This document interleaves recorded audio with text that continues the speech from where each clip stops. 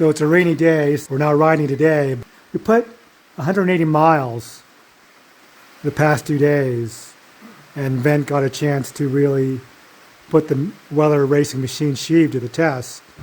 So now that you've been able to drive it, what are your thoughts on the setup? Well, I really love it. One of the things that I noticed was low range is so much more useful now, for maybe lack of a better word. It doesn't rev out so fast. Then another thing that we noticed was the quietness. When you get up around that 30-ish, 25, 30 to 40 mile an hour, the quietness in the cab is so much better.